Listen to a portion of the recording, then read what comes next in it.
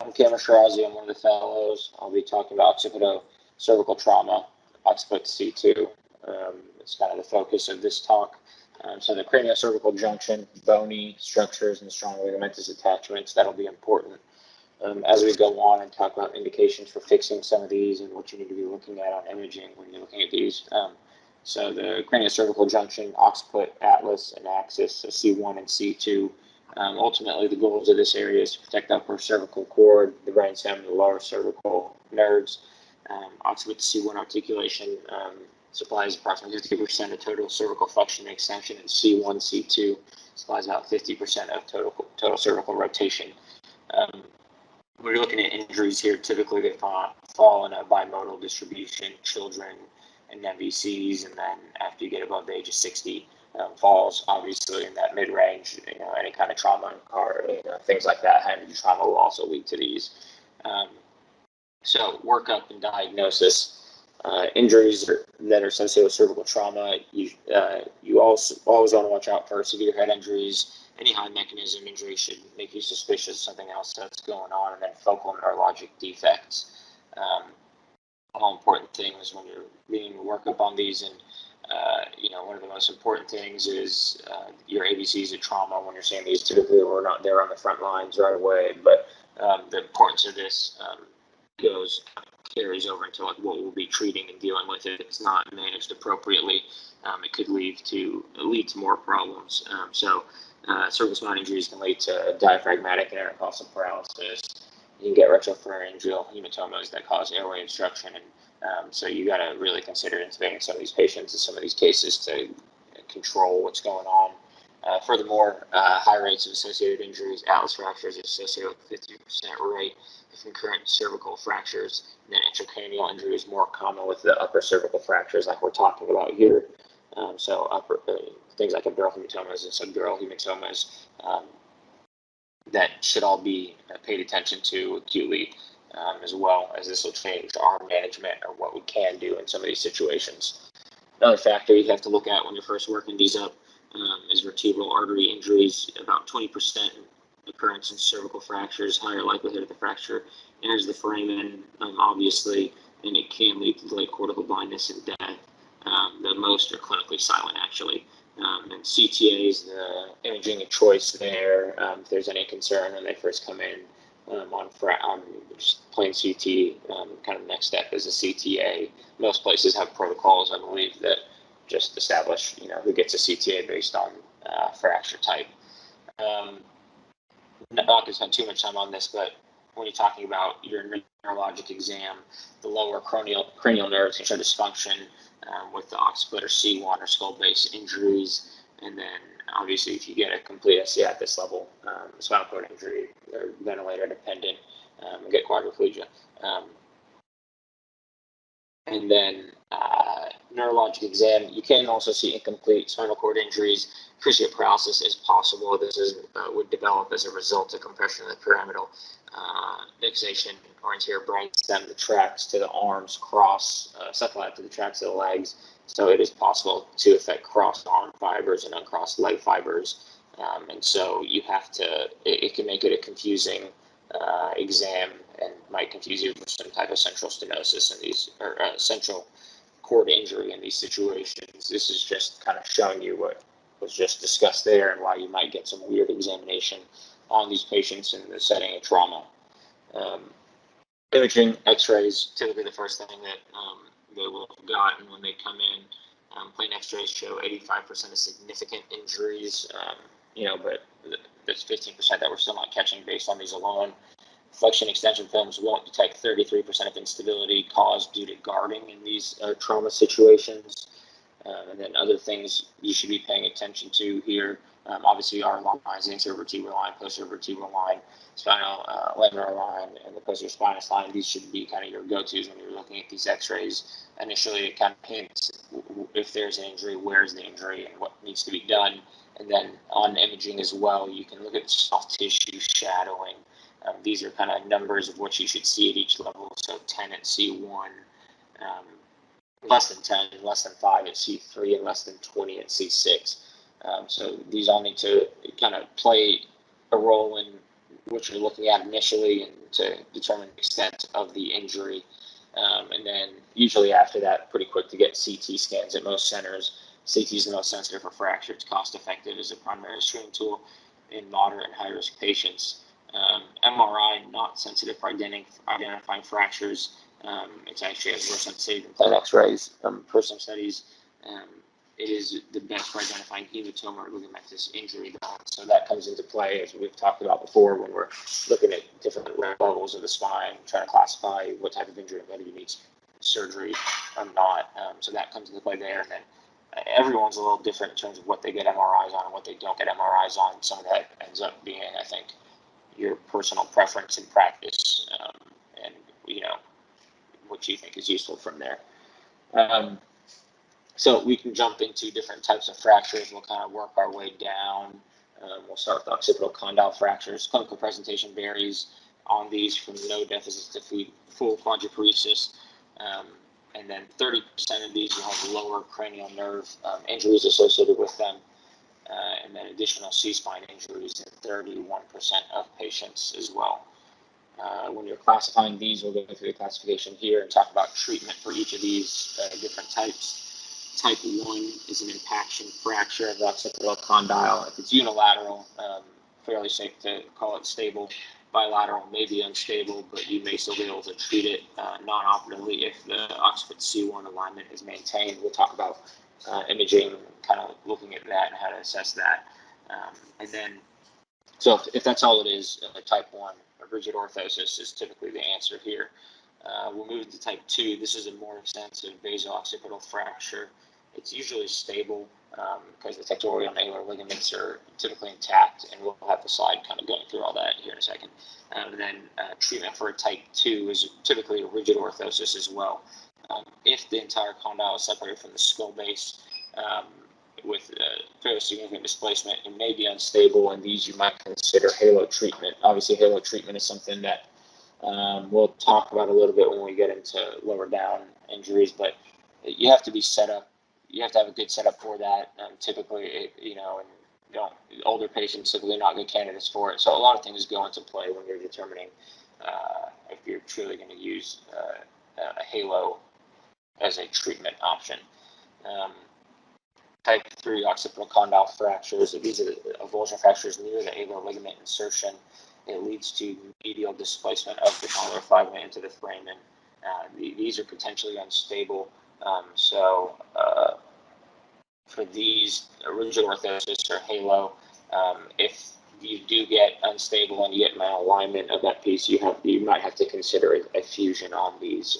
Typically not necessary occipital condyle fracture, but important to know these and look at these because a lot of times you get an occipital condyle consult or something like that. It's pretty easy to blow them off and not think much of it, but there are obviously repercussions to these, and they can be unstable. So you have to pay attention to the fracture type and not just assume that all these can be treated in a collar, although that's typically kind of the go-to.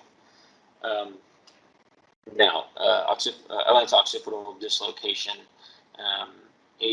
Children ages less than 12 are at higher risk for these injuries due to the kind of nature of their bony anatomy. The flatter occipital condyle has a larger head-to-body ratio, which puts them at higher risk for this. It's a common cause of death in motor vehicle accidents. And then 20% who survive will actually be neurologically intact. When you're first looking at these, imaging shows a large retropharyngeal soft tissue swelling at C3. Like noted earlier, that should be less than 5 millimeters. And these you'll see significantly more. And then if you have any concern about some kind of dislocation, you should not be obtaining any flexion extension films, obviously. And then didn't really talk about the ABCs of like children and when they come in with cervical spine injuries. Once again, not as much something that we're doing on the front lines, but if you are doing some kind of sports coverage, obviously the headboard for kids is separate. So if they don't have a true kids board, you have to pay attention to those factors and make sure that you're controlling the C-spine is very important in these, when you get in a football player injury.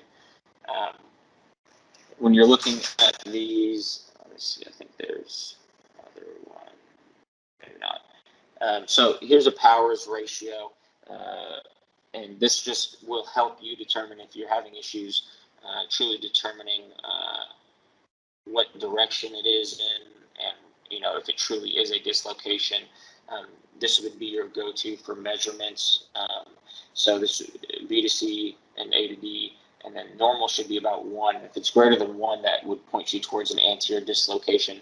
If it's less than 1, that would be a posterior dislocation. So if you're, that's first factor there. Another thing you want to look at is the Harris rule of 12, the Bayesian-Dens interval, and Bayesian axis interval.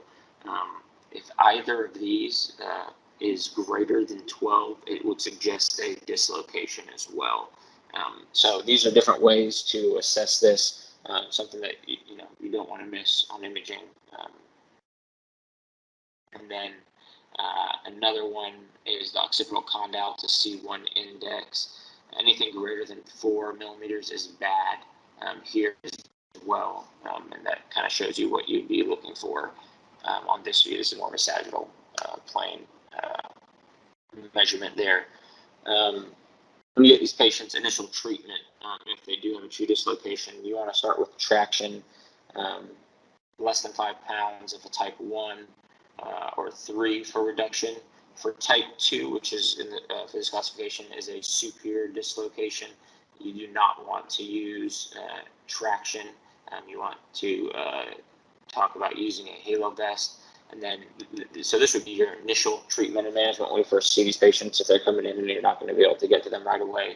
Ultimately, though, these patients will need an OC fusion for treatment of this. This is just the initial kind of what do you do when you get this call, and you have to kind of reduce it or stabilize it initially before you get them to surgery. Moving down to, and so that kind of talks about there. So the treatment for these typically, obviously, surgical, not too much debate there. Atlas fractures, anterior and posterior arches are the weakest points of the C1 ring, and so that's typically where the fractures occur. It's typically from an axial loading mechanism. You get neurologic injuries, actually uncommon for isolated atlas fractures, and then stability depends on the transverse ligament integrity. So here's just a view of the anatomy when you're looking at it. When you first get x-rays on these patients, hints as to whether your atlas fracture is stable or unstable, you'll start looking at your ADI. It must be less than 3 millimeters in adults, less than 5 in kids. If it is greater, that will point to a transverse ligament disruption. And so here's the picture here, kind of showing you those measurements.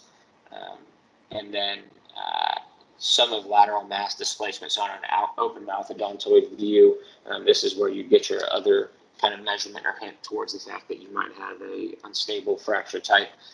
On this, you should have a sum of greater than 7 millimeters. Well, you shouldn't, but if you do have a sum of greater than 7 millimeters, or 8.1 millimeters on normal X-ray magnification, that also means that you have transverse ligament disrupted. So this would also point you towards an unstable fracture. When you get these, you typically have more advanced imaging than just the X-rays, though. So CT will demonstrate the fracture pattern best. In these, you're likely also getting, CTA, so that'll also help with the vertebral artery anatomy at that point in time. Here you can see the ligaments themselves drawn out on this image, and here MRI pointing to the ligament as well. And so the importance of MRI is sensitive to evaluate the transverse ligament integrity, which would then ultimately potentially make your help deciding your treatment for these patients. So going through the classification of these and treatment, type 1s we consider isolated anterior posterior arch fracture. Typically consider these stable. These happen anteriorly with anterior loading and flexion, and posterior with anterior loading and extension. Typically, treatment for these would be a hard collar. Type 2 fractures is what we would call Jefferson burst fracture from axial loading. You get bilateral fractures to anterior and posterior arch. Although you have bilateral fractures anterior and posteriorly, it's still considered stable if the transverse ligament is intact. So if that is the case, that is a hard collar. If it is unstable based on the parameters we talked about earlier and the different measurements and MRI findings. Typically, once again, if you're set up for something or have someone that does a lot of halo vest, you could treat halo vest for a bony avulsion fractures, kind of what's noted in the literature, and a C1 to 2 fusion for an intrasubstance tear, as that's less likely to heal and be more unstable. So, and then type 3, this is a unilateral lateral mass fracture. Once again, the stability is determined by transverse ligament integrity. If it's stable, this would be a hard collar. If it's unstable and it's a bony avulsion, we'll talk about, once again, you consider a halo vest versus some type of fusion for this. And then these come about typically with axial loading and rotation. Atlanto-axial disruptions continued, this specifically looking at transverse ligament ruptures. As noted previously based on the treatment protocols, but if there's an intrasubstance tear, note that there is no potential to heal, and so that's shown in A and B there, and so you must fuse in those cases C1 to 2. If you do have an avulsion from an insertion, as opposed to a true ligamentous, an isolated ligamentous injury, then typically these do actually heal fairly well, 75%, so you can immobilize for 3 months, with the understanding that you could potentially still need surgery on these, but you can initially start them with non-operative treatment. Odontoid fractures, obviously this in and of itself can probably be its own topic and segment here, but we'll try to just stick to the indications and what needs to be done in each of these situations. So in terms of the classic classification system, type 1 would just be the tip. So this would be a collar, unless they have resultant instability, and you would assess that by typically, obviously grossly unstable debating, but typically these are stable. You'd follow them, and then you'd eventually get FlexX films after 3 months in a collar to assess, and if at that point they're still unstable, you can consider surgical intervention, and we'll talk about that here in a second. And then type 2 is the depends category, and we'll get into that. And then type 3, fracture goes into the body, considered a little safer from the watershed area. Typically a collar is suitable for treatment of these, and then fusion if it's greater than 5 millimeters displaced, as those are shown a 40% non-union rate. And then if you have a greater than 10 degrees of angulation in these, that also has about a 20% non-union rate when looking at the literature. So those are potential indications for fusion. When you're looking at type 2 fractures, sometimes difficult to fully differentiate the type 2s and 3s. So just classically, when they're looking at it, the type 2 fractures do not enter the C1-2 joint, but type 3 fractures do.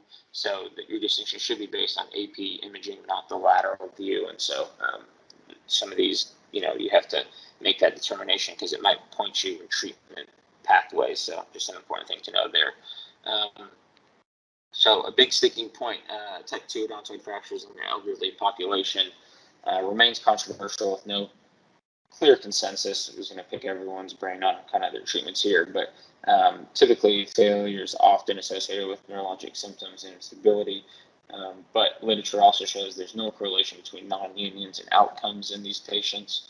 And then high evidence or high quality studies recently support surgical treatment with improvement in both short and long-term mortality, and also shows improved HRQL and mortality as well in these patients that are treated surgically. So a little maybe more evidence to push you towards treating these surgically, as opposed to dealing with a halo vest or a collar and the repercussions and complications associated with that.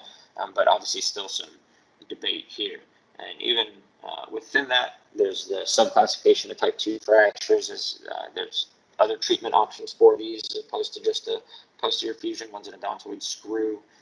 These have to be in the select patient. So within the subclassification of type 2 fractures, if A is minimal displacement, no combination, these can be treated with a collar still typically. B would be displaced and it's amenable to an anterior screw. So the morphology would be something like here in B. Technically, you could get A2, but you want to be able to cross that fracture site perpendicular to it to allow for reduction and healing. And then C is comminuted, non-amenable to a screw, and these typically, you have to try to resort to 1-2 fusion. You can't do a screw here at risk for failure based on not only the combination but also the fracture morphology in those cases. So now, spondylolisthesis of C2. This is results from hyperextension, leads to bilateral pars fracture, and actually rarely involves neurologic injury in these scenarios. We'll go through all the types here and talk about different treatment methods for these in the breakdown. Type 1 is a hyperextension injury, less than 3 millimeters displacement and no angulation. And type 1A is hyperextension as well, but it's more of an oblique fracture line. Type 2 is hyperextension as well as hyperflexion. You get greater than 3 millimeters translation and angulation. The ALL is stripped off the superior portion of C3, and you also get destruction of the 2-3 disc when you get these injuries. Type 2A is a flexion distraction injury. You get angulation but minimal translation. And then in these situations, you don't want to perform any type of traction for reduction based on the fracture morphology. And type 3 is a flexion distraction plus hyperextension fracture. You get pars fractures plus jumped facets. And these are the ones that you will see the actual neurologic injury in typically. Treatment options for these, just a quick breakdown. Obviously, there are different factors in these situations, including what's going on above and below, right? There are injuries, but if it's isolated to this, the 1 and the 1As, typically okay to treat in just a collar. Type 2s do require some kind of traction reduction, plus typically a fusion, but also can be treated with a halo. The 2As, they require, you have to work on extension and slash compression for reduction, and then these also typically get a fusion. And then type 3s need an open posterior reduction and fusion. Those are the ones with the jumped facets and the true dislocation events. That was it in terms of, like I said, we're not going to talk about surgical interventions or how to, each one of those, but just wanted to have like a quick breakdown of pathways you can follow to treat these, and then, what's indicated, what you should be measuring and looking at. And then I guess from question perspective with, I know the odontoid type 2s are always kind of debated, but I don't know if the kind of heading towards more surgical intervention, even in elderly patients, or everyone's feelings on that, or anything else.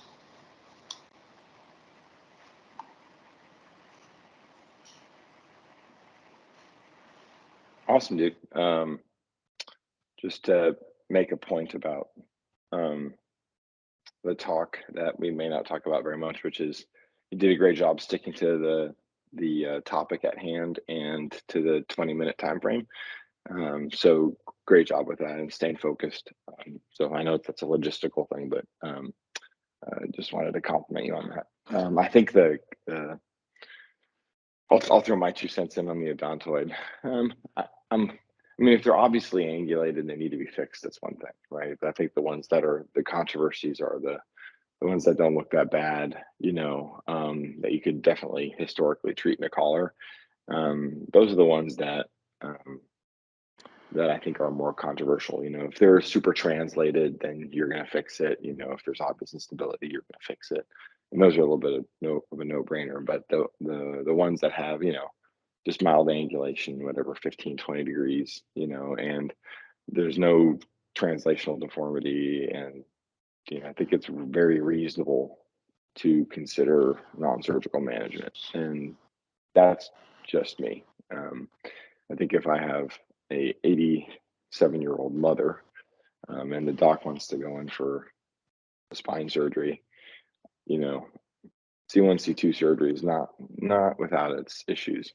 So I might try a non-operative route and follow it closely radiographically, And if it becomes a problem, you fix it. And that's typically what I've been doing. And I'll tell you that at least from the patients that I follow. So granted, I may not follow all the patients, right, because of loss to follow. But in general, it's worked out pretty well, and you avoid surgery on the vast majority of these patients. And I know there's the data regarding mortality, and that if you operate sooner, that their mortality goes down. But I think you also have to look within the context of the population that you're treating. If you're in San Diego, these are pretty healthy people, and keeping them in the collar is not that big of a deal. So I don't know, let the other guys chime in as well. But from my standpoint, I'm still a non-surgical guy in general. So I'm always looking for a way to not have to fix these people. And I think that's reasonable. I think giving them a trial of non-surgical management is I think a very reasonable consideration. Although if you want to be aggressive and fix them, you have data to support yourself now. I tend to agree with you, Greg. The neurologic risk at this level is pretty slight, so giving a little run at it is not a bad deal. And most of these are going to take C1-2 fusions anyway, so waiting a little bit, and if they fail, go into that backup plan's reasonable from my perspective. The thing we don't talk about is surgery in the acute setting versus if you bring them back as an outpatient and you just take a step back and allow them to get cleared appropriately. There may be something even to that. I don't know. There's no data to support what I just said, but it does make sort of logical sense that if you treat them as an outpatient, you have a little bit more time to do your due diligence on their medical optimization.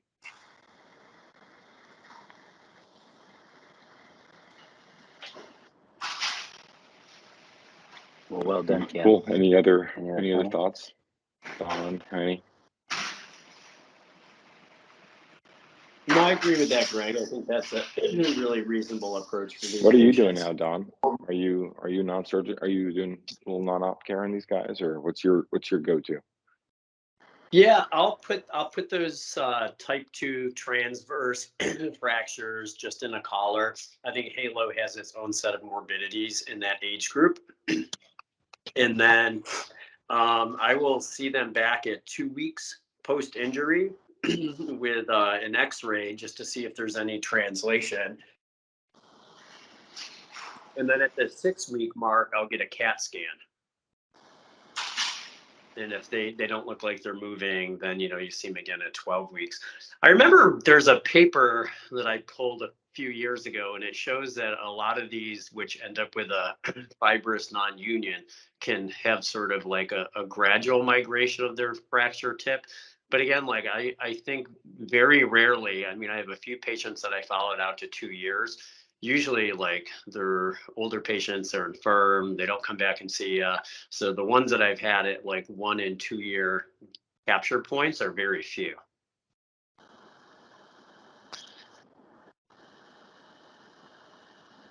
I agree. And the reason why they're not following up, who knows? It could be a mortality, right? So yeah.